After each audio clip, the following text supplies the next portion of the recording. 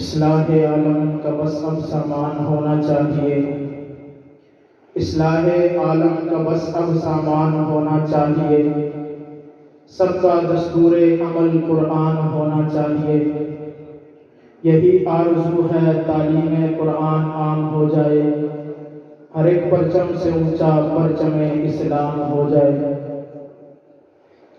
انتہائی واجب الاحترام، قابل سب تکریم، معزز، مکرم، محتشم علماء کرام اور سامعین حضرات، آج دستار فضیلت کانفرنس میں آپ سے مخاطب ہونے کا موقع مل رہا ہے۔ عظمت قرآن کے حوالے سے چند ایک باتیں کر کے آپ سے اجازت چاہوں گا۔ سلطانوں کے سلطان، بادشاہوں کے بادشاہ، بحر و بر کے مالک، مشرق مغرب شمال جنوب کے مالک اور 18,000 مخلوقات کو پیدا کرنے والے رب نے انسانوں کو پیدا کیا اور ان کی ہدایت کے لیے اللہ تعالیٰ نے دنیا کے اندر انبیاء اور رسول کو بھیجا۔ دنیا کے اندر جتنے بھی انبیاء تشریف لائے، سب کو اللہ تعالیٰ نے کوئی نہ کوئی کتاب دے کر بھیجا ہے، اور جتنے بھی انبیاء تشریف لائے سب کی کتابیں، جتنے بھی جس کا جو بھی پیغام تھا وہ ان کے دنیا سے پردہ فرمانے کے بعد وہ بھی ختم ہو گیا، اور قرآن کریم جو 1400 سال پہلے حضور صلی اللہ علیہ وسلم کے قلب اطہر کے اوپر نازل ہوا، وہ آج بھی اسی طرح محفوظ اور موجود ہے۔ اگر میں قرآن پاک کو حضور صلی اللہ علیہ وسلم کا زندہ اور جاوید معجزہ کہوں تو یہ کوئی غلط نہ ہوگا۔ آپ ذرا نظر دوڑائیے، تو رات نازل ہوئی، آج دیکھیں تو رات کا کوئی نام و نشان نہیں ہے، اگر موجود ہے تو اس کے اندر رد و بدل ہوئی ہے۔ زبور نازل ہوئی، آج اس کا نام و نشان نہیں ہے، اگر موجود ہے تو اس کے اندر رد و بدل ہے۔ انجیل کو دیکھیں، اس کے اندر بھی رد و بدل ہے، لیکن قرآن پاک وہ واحد کتاب ہے کہ 1400 سال گزر چکے ہیں، آج بھی دنیا کے اندر اسی طرح محفوظ اور موجود ہے جیسے کہ 1400 سال پہلے اس دنیا کے اندر اللہ تعالیٰ نے حضور اکرم نبی مکرم سید الاولین والآخرین، امام المجاہدین، خاتم المعصومین، حضور جناب سید المرسلین حضور اکرم صلی اللہ علیہ وسلم کے قلب اطہر کے اوپر نازل فرمایا۔ یہ حضور صلی اللہ علیہ وسلم کا زندہ و جاوید معجزہ ہے۔ آپ تمام انبیاء اکرام کے معجزات پر نظر دوڑائیے۔ حضرت سلیمان علیہ السلام کو اللہ تعالیٰ نے ایک معجزہ عطا فرمایا تھا کہ وہ دنیا کے اوپر حکومت کیا کرتے تھے۔ اللہ تعالیٰ نے ان کو معجزہ عطا کیا تھا، وہ ہواؤں کے اوپر حکومت کرتے تھے، تمام جانوروں کی وہ زبانیں سمجھا کرتے تھے، جنات کی زبانیں وہ سمجھا کرتے تھے، شیاطین کی زبانیں وہ سمجھا کرتے تھے، جتنے بھی مخلوقات ہیں تمام مخلوقات کی زبانیں حضرت سلیمان علیہ السلام وہ سمجھا کرتے تھے۔ اور اگر آج میں آپ سے کہوں کہ آپ حضرت سلیمان علیہ السلام کی انگوٹھی پہن لیجئے اور آپ پوری دنیا کے اندر گھومیں، پوری دنیا میں پھریں، آپ جانوروں کی زبانوں کو سمجھ نہیں سکیں گے، آپ مخلوقات کی زبانوں کو سمجھ نہیں سکیں گے۔ حضرت سلیمان علیہ السلام ہواؤں کے اوپر چکر لگایا کرتے تھے، ان کی حکومت ہواؤں کے اوپر ہوتی تھی۔ آج آپ انگوٹھی پہن کر تیسری منزل سے چھلانگ لگائیں اور یہ سوچیں کہ میں ہواؤں میں اڑوں گا، ایسا ہرگز نہیں ہو سکتا۔ وجہ یہ ہے کہ سلیمان علیہ السلام کو جو معجزہ اللہ تعالیٰ نے عطا کیا تھا وہ سلیمان علیہ السلام کے ساتھ واپس ہو چکا ہے۔ اسی طرح حضرت داؤد علیہ السلام کو اللہ تعالیٰ نے معجزہ عطا کیا تھا کہ لوہے کو وہ اپنے ہاتھ سے مسل دیا کرتے تھے، لوہے کے اوپر اس کو تصویر دی گئی تھی۔ آج اگر کوئی انسان لوہے کو اپنے ہاتھ سے مسلے، جتنا مرضی زور لگا لے، وہ لوہے کو توڑ نہیں کر سکتا، لوہے کو تصویر نہیں کر سکتا۔ اسی طرح حضرت موسیٰ علیہ السلام کو اللہ تعالیٰ نے معجزہ عطا فرمایا تھا۔ موسیٰ علیہ السلام کا جو عصا تھا، وہ حضرت موسیٰ علیہ السلام جب اس کو پتھر کے اوپر مارا، پتھر سے چشمے جاری ہو گئے۔ آج آپ عصا کو لیجئے، پتھروں پر مارتے رہیے، عصا ٹوٹ جائے گا لیکن پتھر سے چشمہ جاری نہیں ہوگا۔ حضرت موسیٰ علیہ السلام کو جو عصا عطا کی گئی تھی وہ انہوں نے دریا کے اندر مارا، دریا کے اندر 12 راستے بن گئے، ان کی قوم وہاں سے پار ہو گئی۔ آپ دریا کے اندر عصا کو ماریے، دریا کے اندر راستے نہیں بنیں گے۔ وجہ کیا ہے کہ حضرت موسیٰ علیہ السلام کو جو معجزہ اللہ تعالیٰ نے عطا کیا تھا وہ اللہ تعالیٰ نے ان کے ساتھ ہی واپس لے لیا ہے، لیکن حضور صلی اللہ علیہ وسلم کو اللہ تعالیٰ نے 1400 سال پہلے ایک معجزہ عطا کیا تھا۔ جس طرح اللہ تعالیٰ نے 1400 سال پہلے نازل کیا تھا اسی طرح آج بھی موجود ہے۔ जबर हिला नहीं सका, कोई अल्फाज को खत्म नहीं कर सका, कुरान पाक में कोई रद्द बदल नहीं कर सका, कोई तब्दीली नहीं कर सका। उसकी वजह यह है कि ये जिंदा और जावेद मौजज़ा है। आप देखिए 1400 साल पहले अगर कोई शख्स इस कलाम को पढ़ता था, अगर कोई मुशरिक पढ़ता था, मुआहिद बन जाता था, कोई बिदअती पढ़ता था, राह रास्त पर आ जाता था, इसी तरह कोई काफिर पढ़ता था, मुसलमान हो जाता था। अगर कोई बूढ़ा इसको याद करता था, उसको याद हो जाता था, कोई बच्चा इस कुरान को याद करता था, उसको याद हो जाता था, कोई औरत याद करती थी, हाफिजा बन जाती थी, कोई बच्ची याद करती थी, हाफिजा बन जाती थी। आज भी 1400 साल के बाद भी कोई बूढ़े इस किताब को याद करे, उसको याद हो जाती है, कोई बच्चा याद करे, याद हो जाती है। वजह क्या है? हुजूर सल्लल्लाहु अलैहि वसल्लम का जिंदा जावेद मौजज़ा है। आज दुनिया के अंदर आप कोई किताब याद कीजिए, फिजिक्स की किताब उठा लीजिए, केमिस्ट्री की उठा लीजिए, इन मासूम बच्चों को दीजिए, उनसे कहिए ए बच्चे ये फिजिक्स याद कर लो, केमिस्ट्री याद कर लो, साइंस याद कर लो। ये बच्चे फिजिक्स को याद नहीं कर पाएंगे, साइंस को याद नहीं कर पाएंगे, केमिस्ट्री को याद नहीं कर पाएंगे। कुरान पाक को दे दो, 6 साल का बच्चा है कुरान याद कर लेता है, 8 साल का बच्चा है कुरान याद कर लेता है। वजह क्या है? ये मेरे नबी का जिंदा और जावेद मौजज़ा है। जैसे बूढ़ा याद कर लेता है, उसी तरह बच्चा भी याद कर लेता है। और एक कदम आगे बढ़ता हूँ, आप दुनिया की कोई किताब पढ़े, उर्दू की किताब पढ़े, एक बार पढ़ेंगे, दूसरी बार पढ़े, आपका पढ़ने का दिल नहीं चाहेगा। आप साइंस को पढ़े, दूसरी बार पढ़े, पढ़ने का दिल नहीं चाहेगा, मन उकता जाएगा। मैं कहूँगा यार किताब क्यों नहीं पढ़ते हो? आप कहेंगे मैंने कल पढ़ी थी, परसों पढ़ी थी। कुरान पाक ऐसी किताब है, आप आज भी पढ़े, कल भी पढ़े, वही मजा है। एक सफा पढ़े, वही मजा है। एक उर्दू पढ़े, वही मजा है। पूरा सुपारा पढ़े, वही मजा है। रोजाना पढ़े, वही मजा है। पूरा पढ़े, आप सुने, वही मजा है। जवान पढ़े, आप सुने, वही मजा है। कारी पढ़े, आप सुने, वही मजा है। बच्चा पढ़े, आप सुने, वही मजा है। वजह क्या है? ये वो मौजज़ा है जो अल्लाह ताला ने मेरे नबी को अता किया था। और वो मौजज़ा चलते चलते 1400 साल पहले उस वक्त बच्चों ने हिफ्ज़ किया, सहाबा किराम ने हिफ्ज़ किया। आज उसी तरह इस मदरसे के अंदर 6 हुफ़ाज़ ने इस कुरान को याद किया है। ये मौजज़ा नहीं तो क्या है? सुभान अल्लाह। हुजूर का जिंदा जावेद मौजज़ा है कि आप दुनिया की कोई भी किताब पढ़े, एक बार पढ़े, दूसरी बार आप उसको पढ़ने का जी नहीं चाहेगा। लेकिन कुरान पाक जितनी बार पढ़ते जाए आपको लुत्फ आता जाएगा। उर्दू की किताब आप पढ़े, आपको उसका मुसन्निफ नहीं कहेगा, ना उसके शुरू में लिखा है कि इस किताब के अंदर शक व शुबे की गुंजाइश है। लेकिन रब्बे कायनात ने इस किताब के शुरू में मोहर लगा दी है कि ला रही बफी, इस किताब के अंदर शक व शुबे की जरा बराबर गुंजाइश नहीं है। हुजूर की हदीस का मफहूम है कि कुरान के एक एक लफ्ज पढ़ोगे, एक एक हर्फ पढ़ोगे, 10-10 नेकियां दी जाएगी। आज मुझे दुनिया के अंदर कोई किताब दिखा दीजिए, कोई मुसन्निफ जिससे किताब के शुरू में लिखा हो इस किताब के अंदर शक व शुबे की गुंजाइश नहीं है। आप जरा पीछे चले जाइए, उर्दू की किताब उठाइए, साइंस की किताब उठाइए। आज इस साल का मुसन्निफ कुछ और लिखता है, अगले साल का मुसन्निफ कुछ और लिखता है। चलते चले जाइए, हर साल किताब तब्दील होती है। वजह क्या है? ये इल्म इतना पायदार नहीं है। लेकिन और इसके ऊपर किसी ने लिखा भी नहीं है कि आप इसके अंदर एक हर्फ पढ़ेंगे आपको नेकी मिलेगी। लेकिन इस किताब के एक एक हर्फ के पढ़ने वाले को 10-10 नेकियां अता की जाती हैं। ये मौजज़ा नहीं तो क्या? जिंदा जावेद मौजज़ा है।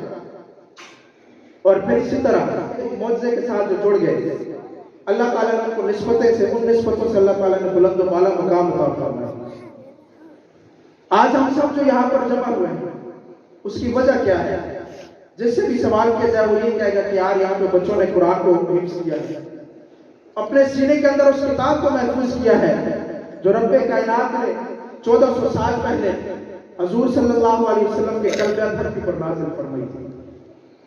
आज हम सिर्फ और सिर्फ इन बच्चों के एहसास में यहाँ पर जमा हुए हैं जिन बच्चों ने इस कुरान को याद किया है। और ये निस्बत आप देख रहे हैं, निस्बत अगर आप किसी के साथ जोड़ लेंगे वो आपको बुलंद बाला मकाम अता फरमा देंगे। और अगर आप कुरान के साथ निस्बत जोड़ते हैं तो आपका तस्करा जमीन पर नहीं, आपका तस्करा अल्लाह ताला आसमानों पर फरमाएगा। माशाअल्लाह। उसकी वजह क्या है कि आपने उस अजीम शान किताब के साथ अपनी निस्बत को जोड़ा है। और मैं अगर ये कहूँ तो गलत ना होगा कि इन बच्चों ने कुरान को पढ़ के अपनी निस्बत को डायरेक्ट अल्लाह के साथ जोड़ लिया है। آپ کہیں گے مولوی صاحب یہ کیا بات کر رہے ہیں، بیٹھے تو ترنول میں ہیں، ایک مسجد کی چٹائی پہ بیٹھے اور آپ کہہ رہے کہ ان کی نسبت اللہ سے جڑ گئی ہے۔ کیسے نسبت جڑ گئی ہے؟ آپ کو مثال کے ساتھ میں سمجھاتا ہوں۔ چند سال قبل یہ جامع مسجد خلفائے راشدین تھی، ایک خالی پلاٹ تھا، یہاں پر جانور بھی گھوما کرتے تھے، یہاں پر انسان بھی جوتوں سمیت آیا کرتے تھے، جانور یہاں پر کچرا اور غلاظت کر دیا کرتے تھے، کوئی روکنے ٹوکنے والا نہیں تھا۔ آج یہ مسجد بنی ہے، اگر کوئی جوتوں سمیت اندر آتا ہے تو سب سے پہلے چھوٹا سا بچہ اٹھ کے کہے گا کہ بھائی جان جوتے باہر رکھنا۔ وجہ کیا ہے کہ اس کی نسبت بیت اللہ کے ساتھ ہوئی ہے۔ حضور کی حدیث ہے کہ جتنے بھی دنیا کے اندر مساجد ہیں وہ بیت اللہ کی بیٹیاں ہیں۔ اگر میں کہوں کہ یہ مسجد بیت اللہ کی بیٹی، آپ کہیں گے کہ عجیب بات کرتی ہے، کیسے بیٹی ہے؟ بیت اللہ کدھر اور ترنول کدھر؟ لیکن حضور کی حدیث ہے کہ تمام مساجد دنیا کے اندر موجود ہیں وہ بیت اللہ کی بیٹیاں ہیں۔ اب کوئی شخص یہاں پر جوتوں کے ساتھ اندر نہیں آ سکتا، یہاں پر آ کر وہ گند اور کچرا نہیں بنا سکتا، یہاں پر وہ آئے گا تو نماز پڑھنے آئے گا یا پھر تلاوت کرنے آئے گا۔ صرف مسجد بننے کے بعد اس کی نسبت اتنی بلند ہو جاتی ہے کہ وہ بیت اللہ کی بیٹیاں کہلاتی ہیں۔ اسی طرح آپ ذرا دیکھیے تو صحیح، ایک کپڑا ہے وہ کارخانے کے اندر تیار ہوتا ہے، اور آج دیکھ رہے ہیں بوسکی کا کپڑا پہن لیں، بولے احمد کا کپڑا پہن لیں۔ اگر کوئی بندہ یہاں پہ کوئی مہنگے سے مہنگا کپڑا پہن کر آ جائے، مجھے بتائیں کوئی اٹھ کر اس کے کپڑے کو چومے گا؟ کوئی بندہ جا کر اس کی قمیض کو نہیں چومے گا کہ یار یہ بولے احمد کی بنی ہے، یہ کاٹن کا کپڑا ہے، یہ فلانی کمپنی کا بنا ہوا ہے۔ لیکن اگر کوئی بندہ جاتا ہے کسی دکاندار کے پاس، اس کو جا کر کہتا ہے کہ بھائی جان مجھے ایک کپڑا چاہیے، میں نے گلاب تیار کرنا ہے، اور وہ دکاندار انتہائی سستا کپڑا، تھکا ہوا کپڑا اس کو دے دیتا اور مفت میں دے دیتا ہے، فری میں دے دیتا ہے، پیسے بھی نہیں لیتا۔ اب وہ کپڑا جس کی دکاندار کے پاس پوری حیثیت نہیں ہے، اس کو کوئی شخص لے کر آتا ہے، گھر لے کر آتا ہے اور اس سے اس کو غلاف سلائی کرتا ہے۔ جب اس سے غلاف کو بنا لیتا ہے، جب اس کو قرآن پاک کے اوپر چڑھاتا ہے، تو مجھے بتائیے جب کوئی شخص قرآن پاک کا بوسہ لیتا ہے، قرآن پاک کو جب چومتا ہے، مجھے بتائیے تو صحیح، سب سے پہلے اس کے ہونٹ کپڑے پر لگتے ہیں یا قرآن پاک پر لگتے ہیں؟ سب سے پہلے شخص کے جو ہونٹ ہے وہ اس کپڑے کے اوپر لگتے ہیں، اس کے بعد وہ شخص قرآن پاک کو چومتا ہے۔ وجہ کیا ہے کہ اس کپڑے کی نسبت قرآن پاک کے ساتھ ہو گئی ہے۔ اب ان بچوں کی نسبت اللہ تعالیٰ سے کیسے ہوئی ہے؟ یہ بچے گھر سے آئے تھے، کورے تھے، بالکل ان پڑھ تھے، جاہل تھے، الف بے کا نہیں پتا تھا۔ جب یہاں پر آئے قاری صاحب نے ان کو درسگاہ میں بٹھایا، سب سے پہلے قاری صاحب نے بٹھا کر ان کو پڑھایا بسم اللہ الرحمن الرحیم۔ ان بچوں کی جو نسبت ہے وہ سیدھے کی سیدھی جا کر رب کائنات کے ساتھ جڑ گئی ہے۔ اس کی وجہ یہ ہے کہ بسم اللہ الرحمن الرحیم سب سے پہلے رب کائنات نے ادا کیا تھا، کسی انسان کا کلام نہیں ہے۔ دنیا کے اندر جتنی بھی کتابیں آئی ہیں وہ ساری کتاب اللہ ہے، لیکن قرآن پاک ایسی کتاب ہے جو کہ کلام اللہ ہے، جو کسی انسان کی لکھی ہوئی نہیں ہے۔ اس اللہ تعالیٰ نے اس کو کلام کیا ہے، اس کلام کی برکت سے تمام بچوں کی جو نسبت ہے وہ سیدھے کے سیدھے اللہ تعالیٰ کے ساتھ۔ اور آج ہم ان بچوں کو ہم سمجھتے ہیں کہ یار یہ بچے کسی کام کے نہیں ہیں، ان کو کچھ پتہ ہی نہیں ہے، ان کے پاس کچھ ہے ہی نہیں ہے۔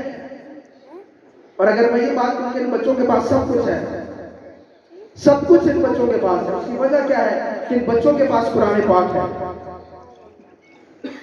قرآن پاک ان بچوں کے پاس ہے، اس لیے ان بچوں کے پاس سب کچھ ہے۔ اس کی وجہ یہ ہے کہ علم قرآن کے پاس ہے، تدبر قرآن کے پاس ہے، حکمت قرآن کے پاس ہے، سیاست قرآن کے پاس ہے، پہلوں کی باتیں قرآن کے پاس ہے، بعد والوں کی باتیں قرآن کے پاس ہے، انبیاء کی دعوت قرآن کے پاس ہے، رسولوں کی دعوت قرآن کے پاس ہے۔ آدم علیہ السلام سے لے کر عیسیٰ علیہ السلام تک جتنے بھی انبیاء اور رسول اس دنیا میں تشریف لائے، سب کی دعوت قرآن کے پاس ہے۔ یہ دنیا کیوں بنائی گئی؟ قرآن نے بتایا ہے۔ رب کی توحید کیا ہے؟ قرآن نے بتایا ہے۔ رب کی عظمت کیا ہے؟ قرآن نے بتایا ہے۔